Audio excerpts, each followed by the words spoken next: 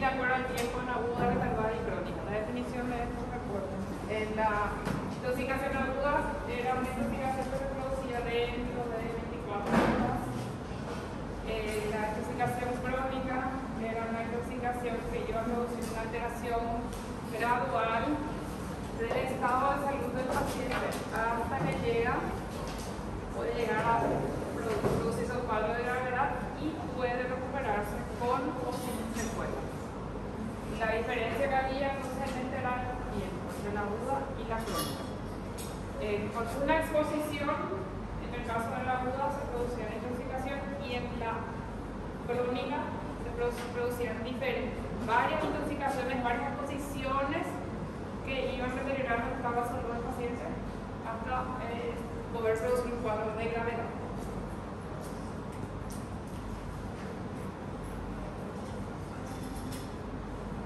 Esta también la diferencia entre sobredosis, intoxicación suicida accidental. Acá los tipos de intoxicaciones. Ejemplo de la intoxicación accidental e intoxicaciones voluntarias. El dopaje es considerado voluntario. En las drogodependencias, las dependencias químicas son consideradas también voluntarias. El dopaje es una dependencia y los intentos de suicidio-homicidio. El resto todo accidental. Una exposición laboral es accidental. Una exposición ambiental es accidental también. Una intoxicación alimentaria es considerada también accidental.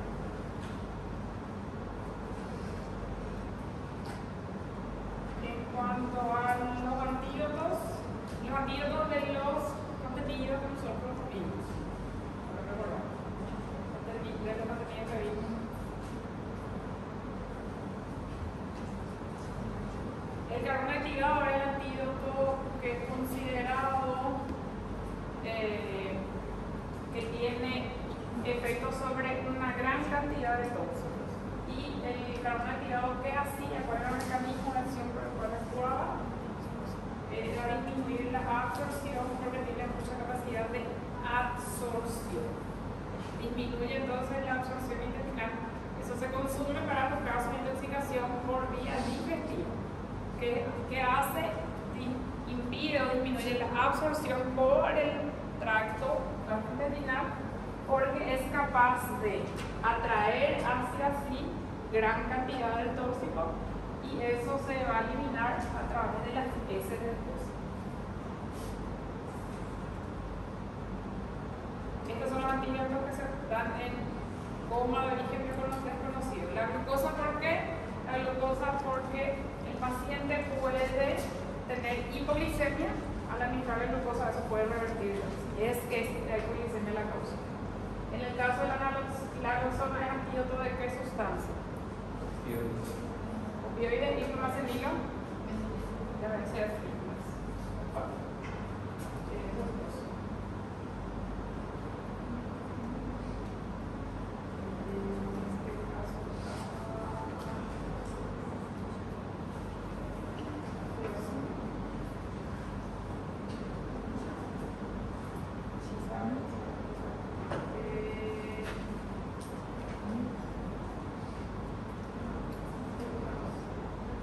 en el caso de intoxicaciones por vía cutánea, ¿qué podemos hacer y qué no podemos hacer? Que lavar la piel, que lavar la piel con agua y jabón. Se pueden lavar. Si se tiene otra sustancia, se puede hacer con piel con agua y jabón y ojo, tiene que ser con agua o suero. ¿Qué no hacer? En mordeduras. ¿Qué teníamos que hacer? No tenemos que hacer torniquetes, no tenemos que hacer incisiones, no se tiene que succionar la herida. Y las medidas de contaminación digestiva eran 4. Eso tienen que recordar. La contaminación digestiva se puede hacer por lavado gástrico, se puede hacer con carbón activado, se puede hacer por la inducción al vómito y el otro.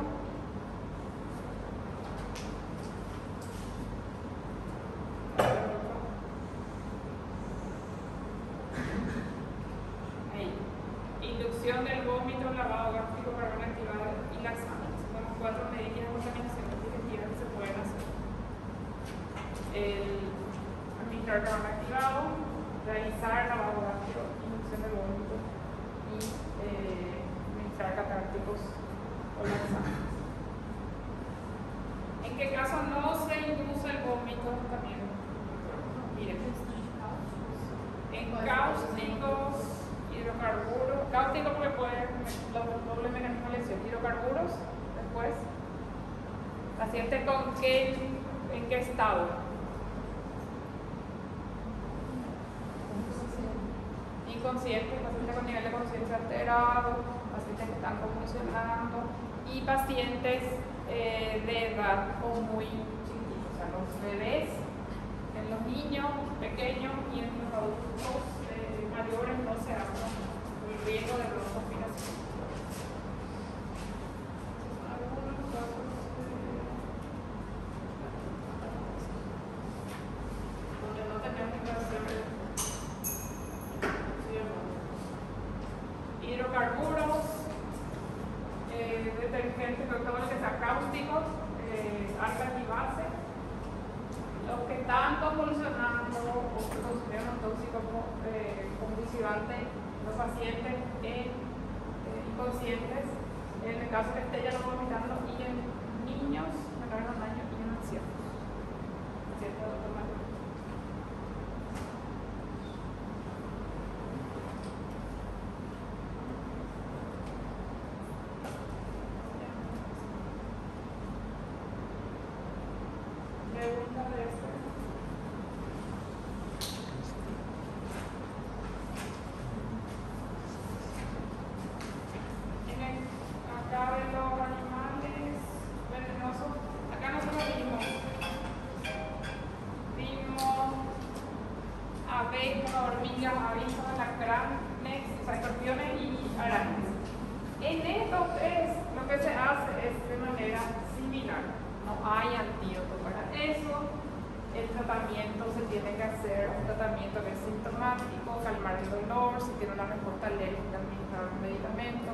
La anafilaxia, la respuesta a la alergia se va a tratar con el mismo medicamento.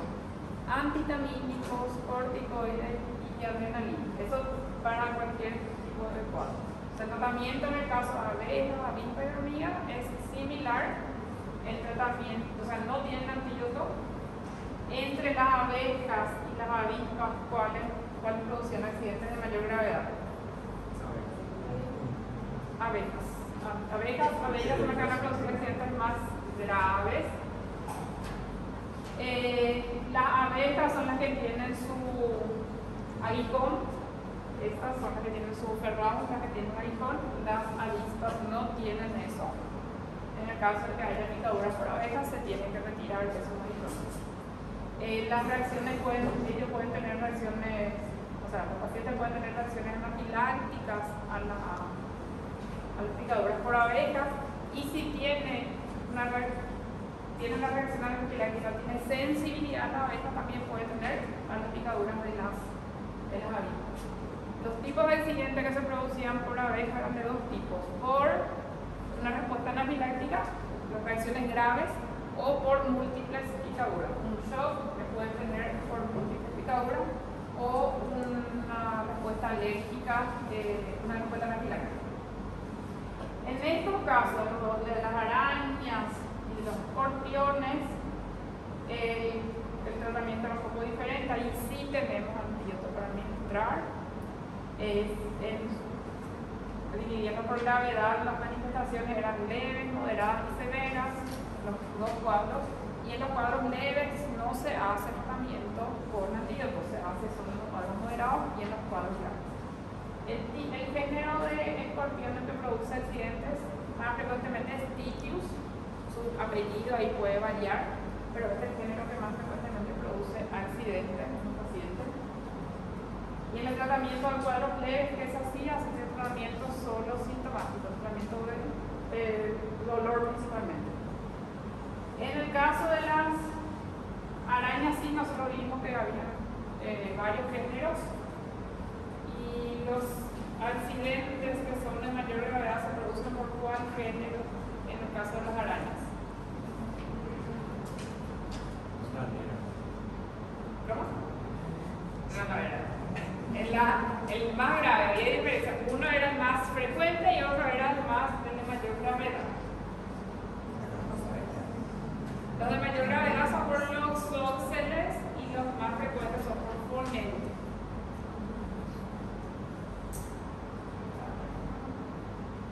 Antes de pasar acá, la diferencia que había entre los alacranes comunes y los venenosos eran los tipos de pinza que tienen.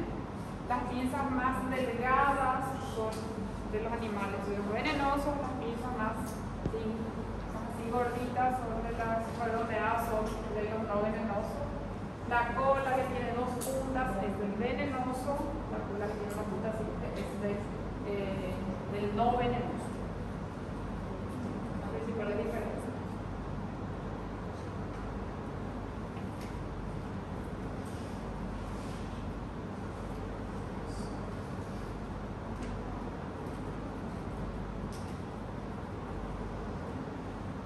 Entre las arañas, los géneros de importancia médica que producen accidentes de gravedad por la introducción de toxina en el paciente son estos. Estos pueden producir accidentes, pero generalmente reacciones de tipo alérgico.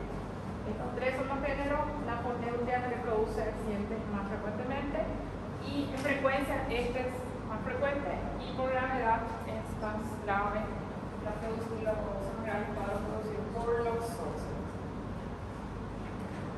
La poneuria era la araña armadillo, que se le llama también.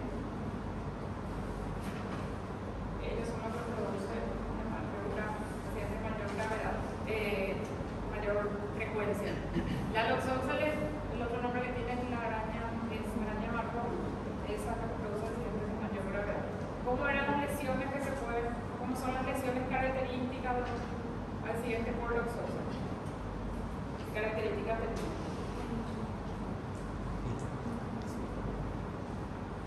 lesiones por loxóxeles que son consideradas características en piel, son lesiones que pueden producir necrosis, que pueden producir escaras en el paciente. Las lesiones producidas por poneuria no tienen una característica así específica.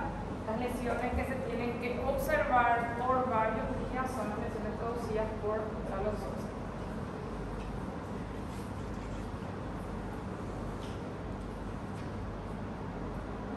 Los cuadros moderados y graves son los que reciben antídotos del suero. Y en el caso de la loxóxeles también. En el caso de la loxóxeles, las lesiones que son características son las lesiones que producen, o sea, tienen áreas de necrosis en el paciente y pueden evolucionar por varios días. Porque las lesiones acá al inicio pueden no tener ninguna característica distintiva, se recomienda que se revisen por unos días. Si en unos 3 días, por ejemplo, aparecen lesiones que sean más específicas, ahí ya se puede dar una pregunta. Pero ¿por qué hay que preocuparse? Porque el paciente puede llegar a presentar lesiones que son extensas con una necrosis importante. Esto también es lesión que es característica de eso. Estas lesiones, ¿qué se tiene que hacer con ese tipo de lesiones? Tiene una esclerotomía, sacar todos los tejidos que están muertos, pero no hay que apurarse, ¿no? Hay que esperar que esa lesión pare, se delimite, se va a delimitar, solo hay que esperar, porque si no, si se le empieza a hacer cuando está chiquitita y todavía no delimitó, igual va a seguir empezando.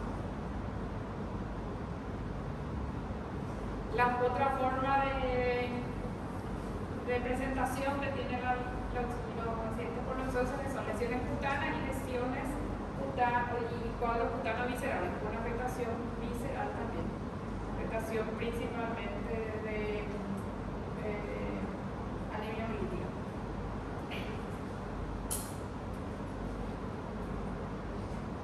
Y ahí también el tratamiento es con la administración de suero.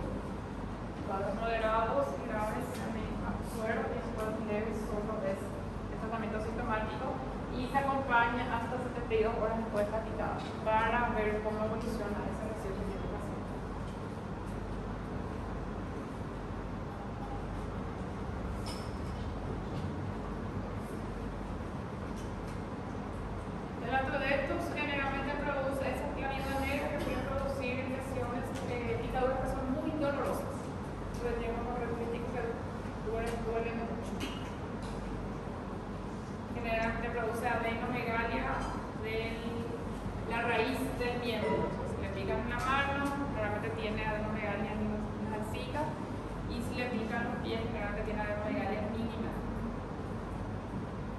también el tratamiento se hace cuadros leves, graves y moderados con suero.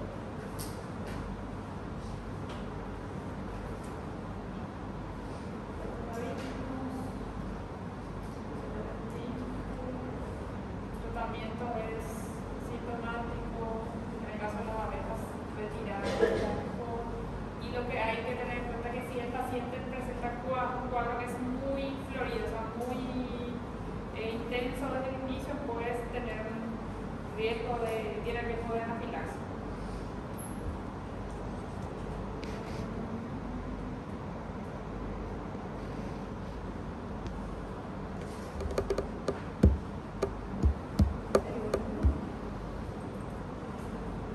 En el accidentes por ofidios, en todos los casos está indicada la utilización del suero del ofidio. En todos los casos vamos a tener indicada la administración de suero antiofídico. En caso de que sea una serpiente que sea considerada venenosa. Estas son las siguientes notificaciones obligatorias, es decir, que hay que informar. Cuando hay un accidente por ofidio, se tiene que informar eso para que entre todos los datos epidemiológicos. Nosotros tenemos 4 géneros que son considerados venenosos. Micrurus, ¿cómo se llama? ¿Cuál es el otro nombre? ¿Cómo se llama la víbora? El ofidio del género Micrurus. Coral, Botrops. ¿Cómo es? ¿Cómo? Yarará. Cascabel y Altocucu. Esos son los géneros que son de importancia médica porque son los que son venenosos, son esos géneros. En el caso de estos 3, ¿por qué están agrupados así acá? Porque tienen algunas similitudes. Las características de la cabeza, por ejemplo, son similares. Lo que suele diferenciar en ellos es principalmente la cola en la cascabel que tiene el cascabel o el chocallo. Los colores son diferentes entre ellos, pero tienen una coloración que varía, que es un poco más similar al medio donde se encuentran. Son colores que no son muy llamativos.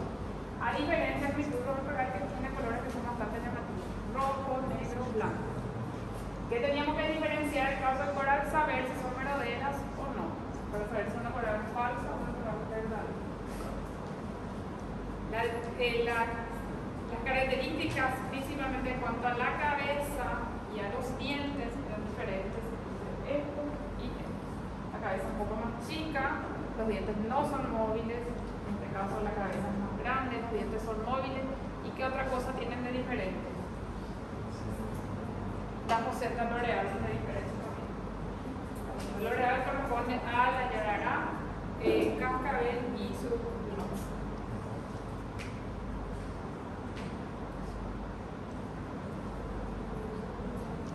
Esta es la cabeza que tiene la coral y esta es la cabeza que tiene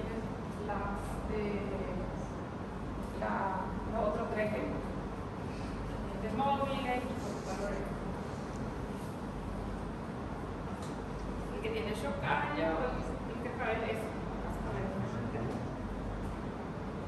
y la Micrurus tiene una cabecita que es diferente sin poseta loreal.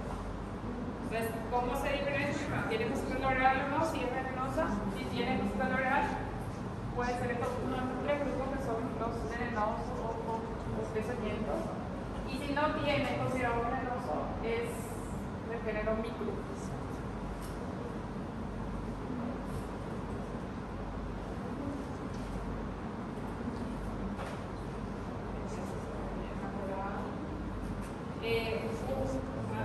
Los anillos de la coral falsa suelen ser completos, la parte ventral también tiene la misma coloración.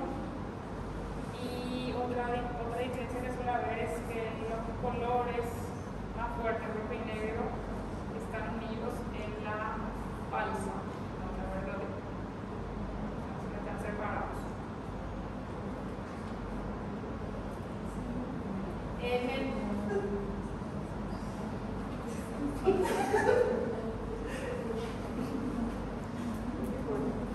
Bueno, en cuanto a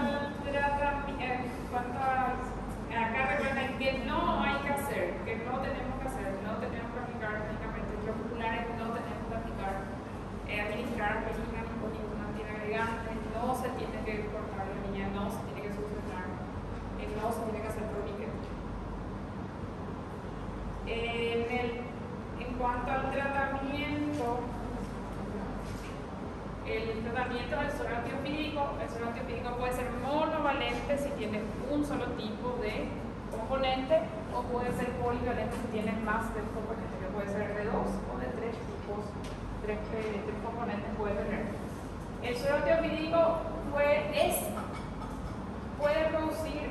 ser alergénico, o sea, puede producir una respuesta alérgica en el paciente, puede producir un shock anafiláctico. Entonces, cuando se va a administrar, se tiene que controlar al paciente. Si el paciente presenta alguna reacción, se tiene que suspender la medicación. Se puede tener reacciones y se va a tratar con un cuadro de alérgico o anafiláctico si el paciente reacciona a la administración del suero antiofídico.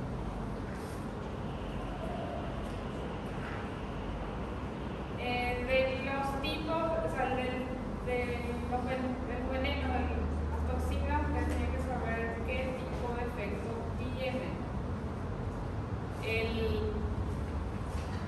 Había solo un tipo que no tenía afectación neurológica de los 4 géneros, ¿y cuál era?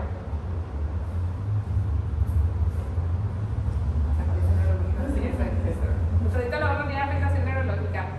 La yarará no produce afectación neurológica. Cascabel, surucucú y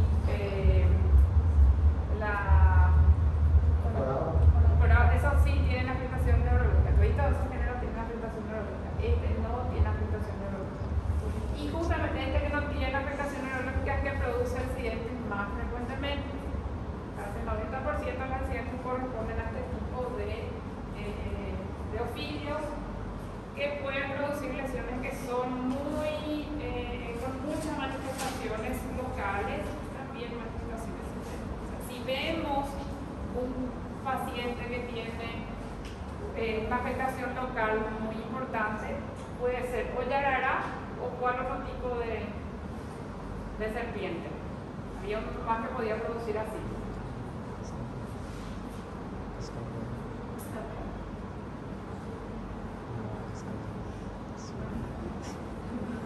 Había algo más que podía producir este tipo de lesiones, que dije que podía ser, tener similitud en cuanto a eso con la yarara. Vamos a pasar esto ya. Bueno, entonces acá el cuadro puede ser muy, el lugar donde le sufrió la mordedura del paciente puede tener muchas manifestaciones. Y acá en todos los casos el paciente va a recibir suero antiofídico, sea cuadro leve, moderado o severo. Este paciente tiene muchas complicaciones locales por ese compromiso que tiene local es que pueden haber muchas complicaciones. Se puede necrosar, se puede acedar, se puede infectar y puede tener síndrome compartimental. Dos son los que pueden producir síndrome compartimental, este y cuál otro era.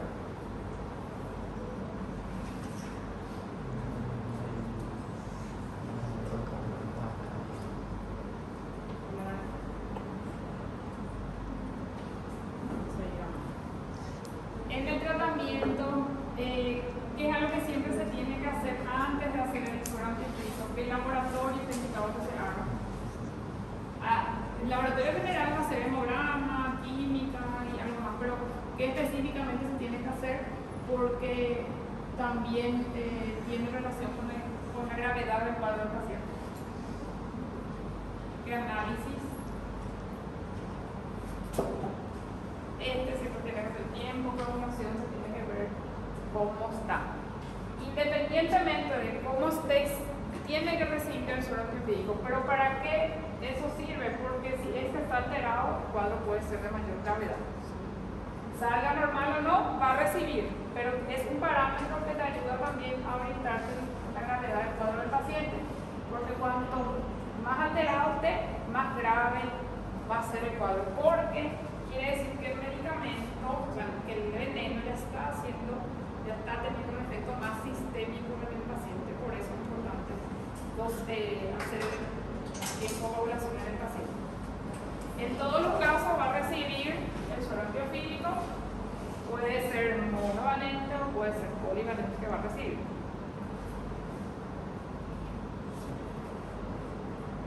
¿Alguna pregunta de eso? Entonces, ese tipo de accidente que es de mayor frecuencia, no puede producir síndrome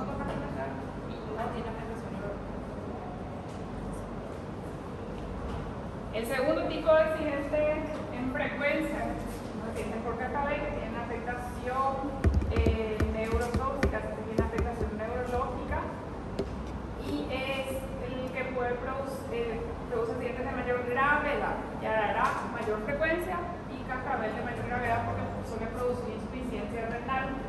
Esa insuficiencia renal se relaciona bastante con la afectación que suele tener sobre la parte muscular. La mioglobina, aparte de la toxina que produce el ofidio, la mioglobina sobrecarga al riñón y puede producir insuficiencia renal.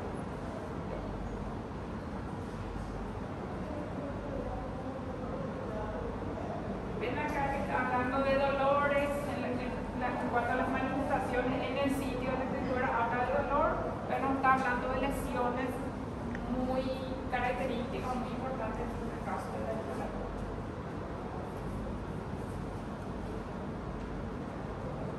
Y acá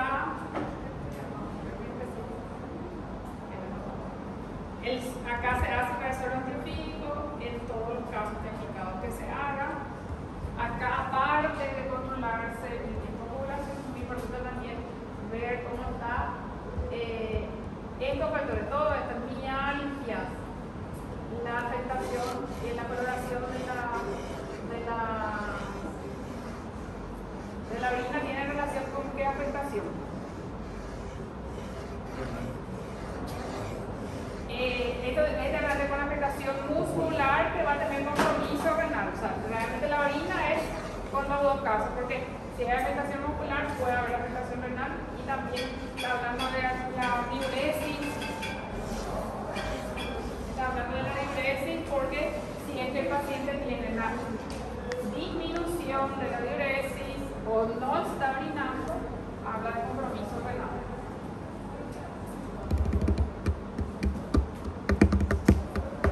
El accidente latídico solo tiene afectación neurotóxica, solo tiene afectación neurotóxica. Y esa afectación neurotóxica puede producir cuadros de gravedad con parálisis respiratoria. Por ese motivo, todos los pacientes que tienen, a pesar de que no hay muchos casos, demasiados casos sobre eso, todos tienen que recibir el suero antiofídico. Por el riesgo de paro respiratorio o insuficiencia respiratoria, tienen que recibir el suero antiofídico. Y por último, que es la surbucu, que es la que también puede producir lesiones que son parecidas a la yarara. ¿Cuál es la diferencia? Y que aparte de tener este efecto, tiene efecto neurotóxico. Si tiene efecto neurotóxico, no era yarara. Esta, aparte de tener la afectación neurotóxica, pues, tiene un efecto protolítico. Este también puede producir síndrome compartimental y puede producir lesiones que son con mucho edema, con mucha inflamación en el sitio de la picadora, en el miembro de la picadora paciente. Las complicaciones son similares a las complicaciones del síndrome del Botrox por el síndrome compartimental que puede producir por el efecto proteolítico que tiene. Y también está indicado que todos reciban suero antiofídico la misma cantidad. En el caso de cascabel y de yarará, es lo que la cantidad generalmente depende de la gravedad. En otros casos, en un caso de surbucu y oral, generalmente reciben la misma dosis de pacientes, independientemente de la clasificación del cuadro.